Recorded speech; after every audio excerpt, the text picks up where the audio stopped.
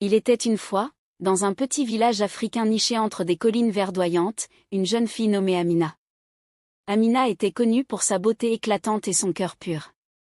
Elle vivait avec sa grand-mère, Maman Fatou, une femme sage et respectée dans toute la communauté. Amina était amoureuse d'un jeune homme du village, Karim. Karim était charmant et travailleur, et il semblait partager les sentiments d'Amina. Les deux jeunes gens se promenaient souvent ensemble au bord de la rivière, rêvant de leur avenir. Leur amour était un secret bien gardé, chuchoté seulement aux étoiles.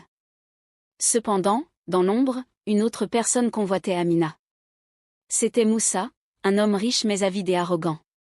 Moussa était jaloux de l'amour entre Amina et Karim et décida de tout faire pour séparer les deux amoureux. Un jour, Moussa alla voir Amina et lui fit une proposition, « Épouse-moi, et je te donnerai tout ce que tu désires. Ta grand-mère ne manquera de rien et tu vivras dans le luxe. » Amina, fidèle à son amour pour Karim, refusa poliment mais fermement. Moussa, humilié et furieux, jura de se venger. Il commença à répandre des rumeurs dans le village, insinuant que Karim avait un autre amour dans un village voisin. Les gens, influencés par les richesses et le pouvoir de Moussa, commencèrent à douter de la loyauté de Karim. Les rumeurs atteignirent finalement les oreilles d'Amina. Déchirée par le doute et la tristesse, elle alla voir Karim pour lui demander la vérité. Karim, blessé par les accusations et la méfiance d'Amina, tenta de la rassurer, mais le poison de la trahison avait déjà infiltré son cœur. C'est alors que Maman Fatou intervint. Elle réunit les deux jeunes amoureux et leur dit, « L'amour est comme une plante fragile. Il doit être nourri avec confiance et vérité.